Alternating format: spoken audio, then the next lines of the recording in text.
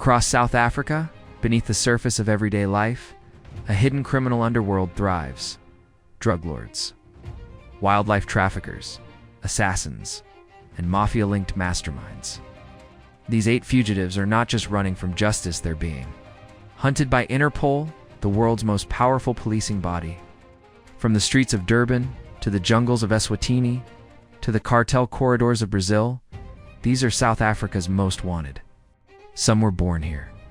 Others came from abroad, slipping in through airports, using forged passports, hiding behind forged identities or business fronts. Today, they vanish into cities, rural strongholds, and national parks, yet none are forgotten. Interpol is watching.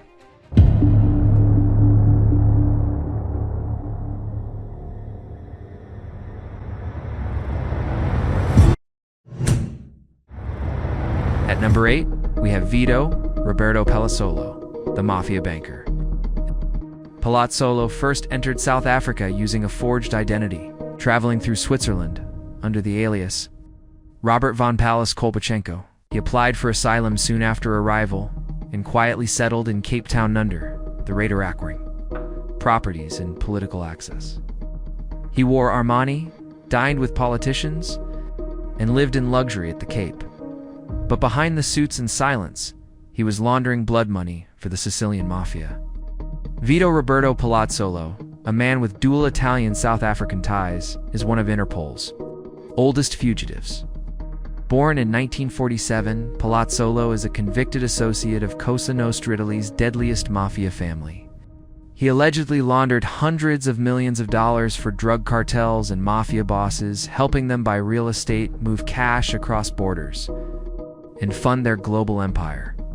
In 2006, he was convicted in absentia in Italy, but he was living lavishly in South Africa. Palazzolo claims political asylum. Italian authorities call him the Mafia's banker. South African courts have so far refused to extradite him, citing legal technicalities. He remains a ghost in plain sight. But that changed in 2012. Palazzolo was arrested by Interpol at Bangkok airport in March of that year while attempting to return to South Africa. A Thai court ruled in December 2012 that the charges against him were criminal, not political, and approved his extradition to Italy. In December 2013, he was flown to Milan under heavy guard. Today, he is incarcerated in Italy under the Article 41 bis regime, strict prison classification reserved for the country's most dangerous mafia figures. He is serving a 9-year sentence, confirmed by Italy's Supreme Court in 2009. For his association with the Sicilian mafia, Palazzolo's underworld journey began in Terracine, Sicily, but after absconding parole in Switzerland in 1986 using a false Paraguayan passport, he entered South Africa under the alias Robert von Pallas Kolbachenko. He settled in the former homeland of Ciskei, where local authorities allegedly rewrote laws to grant him residency in exchange for financial contributions, and even forged documents identifying him as German aristocracy. From there, he built an empire acquiring citizenship, purchasing vineyards and owning luxury real estate across Cape Town and Namibia. When Italy demanded extradition, South African courts repeatedly refused, citing double criminality at least. Mafia laws weren't mirrored in South African land. Double jeopardy. Referencing his prior 1992 acquittal in Rome on similar charges in 2016, Palazzolo's name surfaced again, this time in the Panama Papers. Leaked documents revealed his control of offshore companies in the British Virgin Islands, tied to vast wealth scattered across the African continent. South African investigators have probed how he illegally obtained a passport and citizenship, how he moved millions through laundering, and how he invested in diamonds through corrupt networks.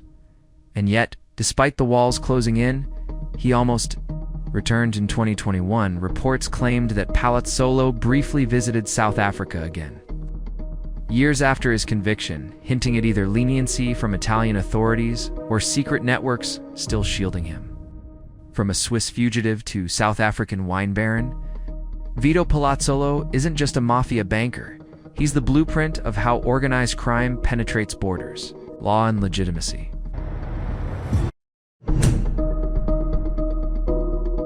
At number 7, we have Florence Florence Ndiaye, the Queen of Cocaine, who we covered on our top 4 most wanted women in South Africa. Ndiaye initially entered South Africa using a falsified French passport, allowing her to bypass visa restrictions. Immigration records show she entered legally multiple times before assuming full-time residency under another alias. Florence Ndiaye may look like someone's aunt or a church secretary, but authorities say she's a mastermind in international drug trafficking, wanted by Brazil. Ndiaye allegedly built a syndicate that used South African nationals as drug mules, carrying cocaine into Europe via South America. She organized routes from Colombia to Brazil, then to Portugal and the Netherlands. Her tactics were bold. Drugs smuggled in children's backpacks, stuffed animals, even communion wafers. Multiple couriers were arrested, but Ndiaye vanished. Her last sighting? At a São Paulo apartment raided by DA agents in 2021, she escaped just hours before. Florence Ndiaye remains South Africa's most wanted woman, on the run for over 2 years, wanted by Brazil for major international drug trafficking. Interpol has issued a red notice. If she attempts to cross borders, authorities will be alerted immediately. To this day, she remains at large within South Africa, her trail cold and unconfirmed by authorities.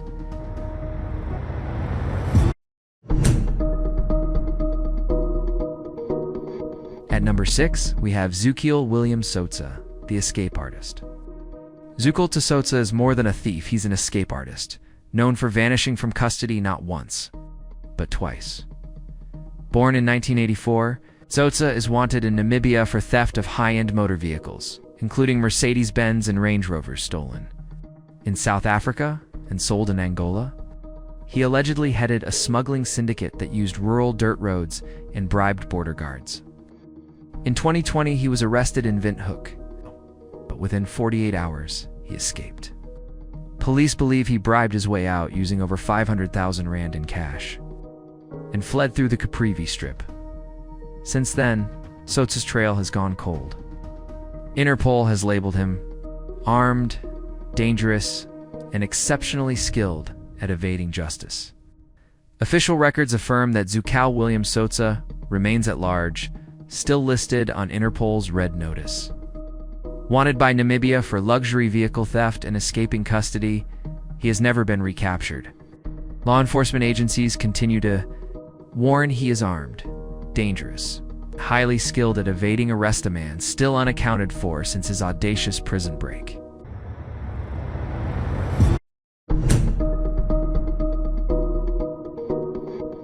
At number 5, we have Dylan Dean Taljaard, the baby-faced killer. At just 24, Dylan Dean Taljaard allegedly committed a cold-blooded, calculated murder. Investigators say Taljaard lured a former friend to a secluded area, shot him execution style, and disappeared. The motive? Revenge over a failed drug deal? He was briefly detained but escaped custody before trial. Known for his chest tattoo reading pain is just suspected to be hiding in Mozambique or even Somalia, working as a mercenary for warlords. Interpol warns he may be armed, trained in guerrilla tactics, and willing to kill again. Today, Taljaard remains at large with an active Interpol Red Notice. Wanted in South Africa for the brutal murder of his ex-girlfriend, Shannon Lee Roberts, he fled the country in 2016, traveling via Dubai and possibly Argentina. In June 2021, authorities received a tip from a woman in Uruguay claiming she had encountered a man matching his description after an assault. That lead is still under investigation, but to date, no confirmation of detention or extradition has been made.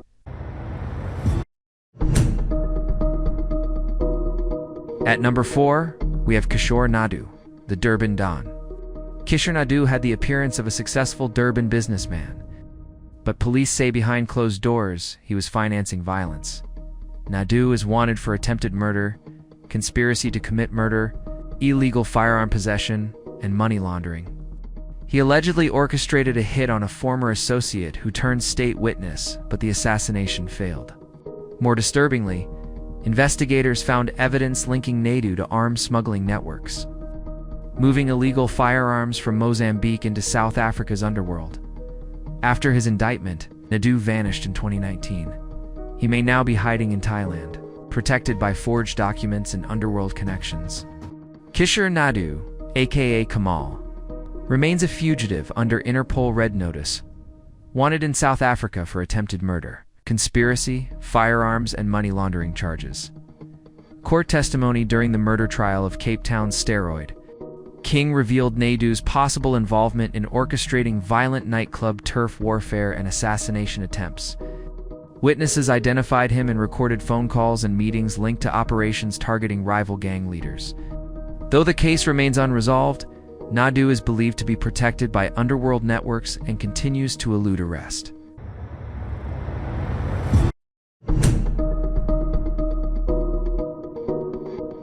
At number 3, we have Mbuso Nkosi, the Ghost Killer.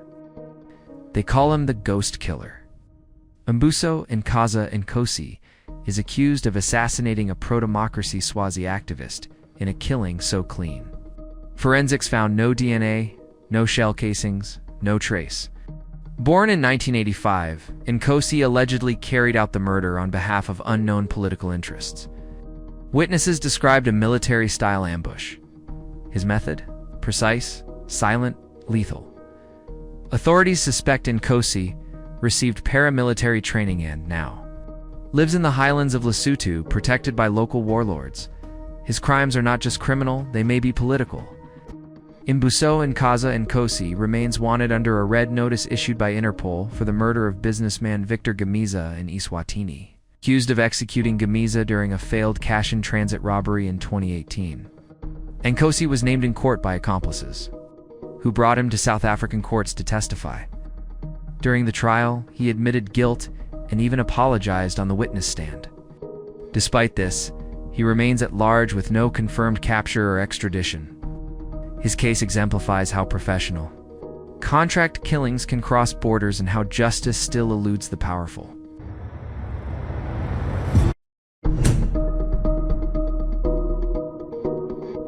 At number 2, we have Dan Nkosi, the Rhino Kingpin. Nkosi is no poacher, he's a kingpin. Born in 1952, Nkosi is wanted by Eswatini for Game Act violations, but that's just the surface. Authorities say he ran a wildlife smuggling empire responsible for the deaths of over 300 rhinos. He employed corrupt rangers, GPS trackers, and encrypted satellite phones to coordinate horn shipments to Asia. In one raid, 50 million rand in rhino horn was found in his hideout.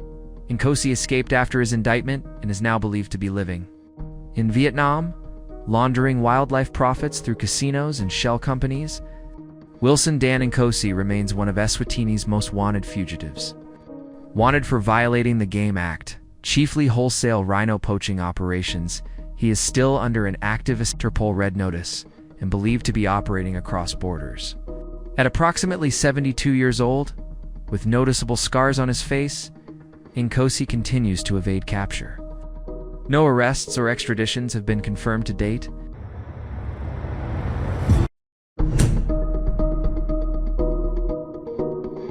At number 1, we have Bhekumusa Sheiba, the Butcher of the Bush. Number 1 on the list is Bhekumusa Sheiba, born in 1979, known as the Butcher of the Bush. Sheiba is wanted for orchestrating large-scale trafficking of endangered species, including lions, pangolins, and rhinos. His network allegedly built illegal airstrips in conservation areas, using small aircraft to smuggle animal parts directly to Laos and Vietnam. His operations stretched across Mozambique, Tanzania, and South Africa. He's believed to be trained in bush survival, fluent in multiple languages, and extremely difficult to track. Bhekumusa Sheiba remains wanted under an Interpol Red Notice for violating Eswatini's Game Act, specifically for dehorning a rhino in Hlaine Game Reserve. Though not born in South Africa, he has lived across Mpumalanga and Nelspruit. While officially at large, investigators believe Sheiba is still operational, moving between borders, coordinating wildlife trafficking, and likely protected by local smuggling networks. No arrests or extraditions have been confirmed. These 8 fugitives represent the worst of South Africa's criminal underworld, where violence, money, and power collide. Whether they traffic cocaine, kill rhinos, or fund assassinations, their reach is global and their damage irreversible. Interpol continues the hunt. But as long as borders remain porous and corruption persists, one haunting question remains: will these ghosts of crime ever be brought to justice?